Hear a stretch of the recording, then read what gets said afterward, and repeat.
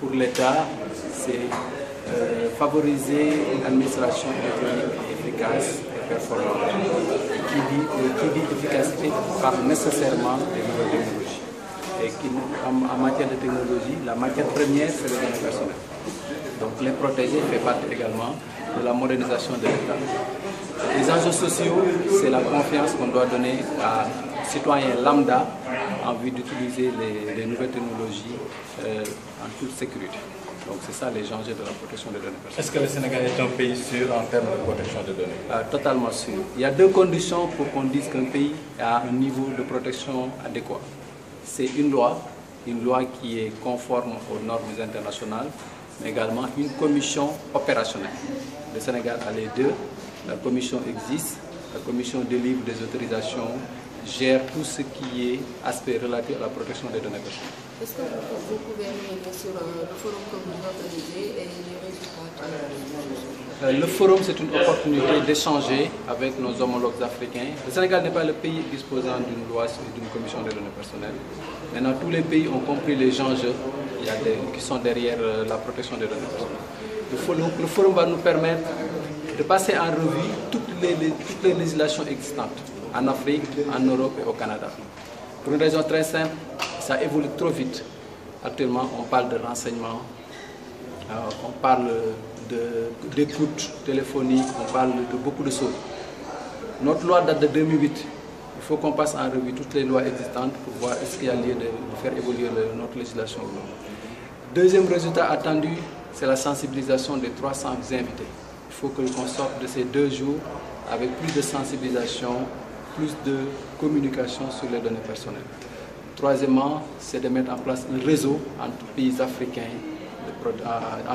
entre autorités de protection africaines en charge de la protection des données personnelles. Voilà les résultats attendus de ce forum.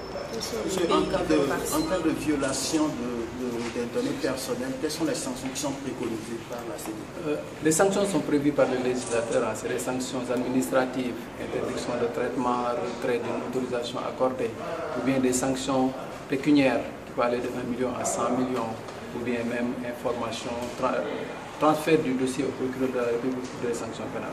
Le législateur sénégalais a voulu être concret en matière de protection des données. Il faut que les gens soient responsables, parce que tout à l'heure on parlait des enjeux, mais il ne faut pas qu'on manipule à la légère les données des Sénégalais, ou bien qu'on les stocke à l'étranger à des fins inavouées. C'est pourquoi le législateur a prévu des sanctions à ce sens. Bon, de temps en temps, certaines personnes ont le sentiment d'être mises sous écoute. Est-ce que c'est quelque chose qui est facile à faire? C'est pas facile. Il y a aussi du théâtre dans tout ça. Parce que quelqu'un qui dit, c'est bien beau de se lever et de dire, je suis écouté. Mais vous êtes écouté pourquoi? Vous êtes qui pour qu'on vous écoute? Est-ce que vous pensez qu'un État a des moyens à gaspiller en disant, je vais écouter ma population? Mais non, pas du tout. Il n'y a pas d'écoute. S'il y a une écoute, il faut que la personne concernée puisse prouver ça. Si vous arrivez, allez porter plainte devant le juge, c'est très simple. Mais dire qu'on est écouté, il faut que les gens arrêtent aussi. C'est des moyens. Pour écouter quelqu'un, c'est des moyens. L'État a autre chose à faire que de passer son temps à écouter des gens qui ne méritent même pas de faire. Alors, de manière très concrète, quelles sont les réalisations de la CDP à l'heure actuelle? En 2014, au cours de l'année 2014, nous avons traité 250 dossiers portant sur des demandes d'autorisation, des déclarations, des plaintes, etc. Et le gros lot portait sur des déclarations, la surveillance, les données du personnel, etc., etc. Également, on a traité des données sensibles, comme les données de santé des Sénégalais.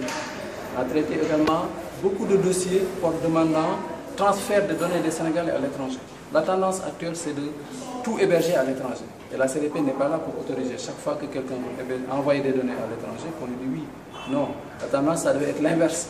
C'est faire en sorte que les données soient hébergées au Sénégal pour créer de l'emploi. Parce qu'un centre de ressources, c'est de l'emploi.